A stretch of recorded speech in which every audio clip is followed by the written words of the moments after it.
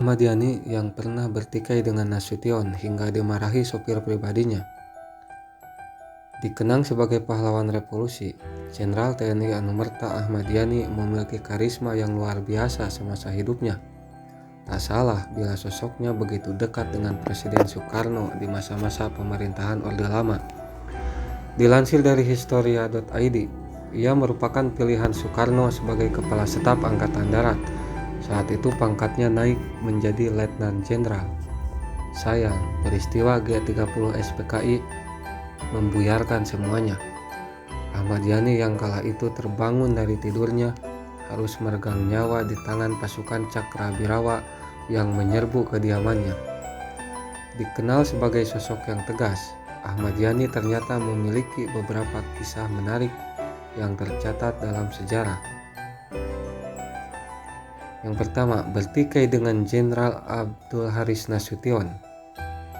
Sejatinya, hubungan antara Ahmad Yani dan Nasution sebelumnya baik-baik saja. Bahkan keduanya bisa bekerja sama dengan baik di tubuh Angkatan Darat.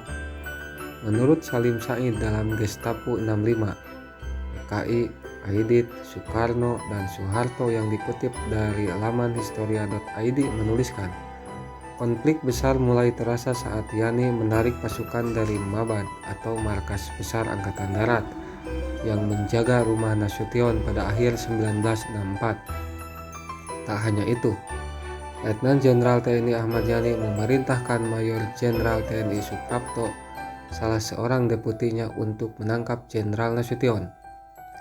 Kabar ini pun sampai juga di telinga Nasution yang juga mempersiapkan diri. Bahkan Brigjen TNI Abdul Qadir Besar yang merupakan salah seorang perwira di kubu Nasution telah menyiapkan senjata untuk menghadapi konflik fisik bila terjadi penangkapan.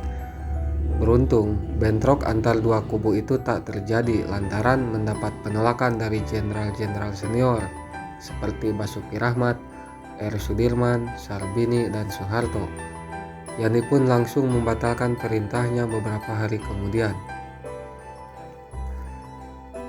Dimarahi oleh sopirnya. Selain sempat berkonflik dengan Nasution, Yani juga sempat kena semprot sopir yang mengantarnya inspeksi ke lapangan. Saat itu sang sopir merasa jengkel karena merasa sang jenderal tak mengindahkan nasihatnya.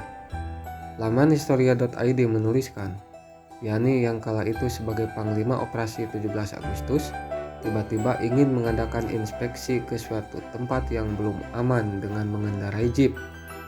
Sang sopir pun memperingatkan, apakah tidak membawa pasukan pengawal karena rute yang dilalui masih cukup rawan. Oleh Yani, pertanyaan tersebut tak dihiraukannya.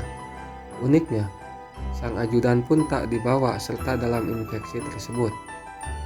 Hingga saat berada di tengah perjalanan, jeep ditembaki dari semak-semak hingga terperosok masuk ke dalam selokan. Keduanya pun terpental, namun masih bisa mencari perlindungan. Tembakan membabi buta bahkan dirasakan semakin kencang. Sopir itu marah-marah sambil mencari perlindungan. Dia mengomel, "Apa kata saya tadi? Kenapa kita berangkat tanpa pengawalan? Apa kita harus mati konyol?" Ujarnya seperti yang dikutip dari Historia.id. Meski sudah dimarahi, Yani malah mengangkat sopir itu sebagai sopir khusus Panglima Operasi 17 Agustus. Pernah menampar Soeharto kala masih aktif berdinas di kemiliteran.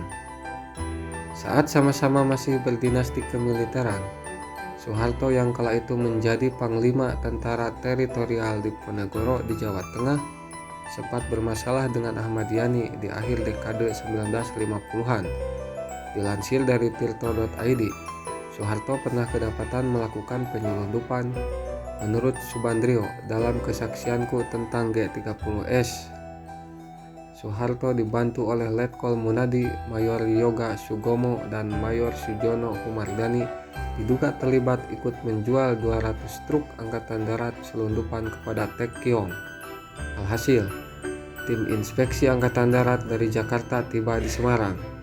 Mereka memeriksa kebijakan Soeharto selaku penguasa perang di Jawa Tengah seperti yang dilaporkan oleh Antara. Berita penyelundupan ini pun akhirnya sampai ke telinga Yani yang membuat dirinya marah. kasus tersebut dinilai memalukan bagi korps. Dalam suatu kesempatan, Yani bahkan pernah menampar Soeharto. Bahkan Abdul Haris Nasution yang ketika itu menjadi Kepala Staf Angkatan Darat lantas mengusulkan agar Soeharto diadili Mahkamah Militer dan segera dipecat dari Angkatan Darat. Beruntung hal tersebut akhirnya bisa diselesaikan secara kekeluargaan. Sosok yang dekat dengan Soekarno itu ternyata juga pernah mengalami hal-hal yang mungkin tidak akan pernah terduga sebelumnya. Sebagai perwira tinggi yang berpengaruh di dalam tubuh Angkatan Darat, siapa sangka jika Yani pernah bersinggungan dengan Nasution dan menampar Soeharto yang kala itu terlibat kasus penyelundupan. Tentu saja dimarahi oleh sang sopir merupakan sesuatu hal yang unik dari perjalanan hidup seorang Ahmad Yani.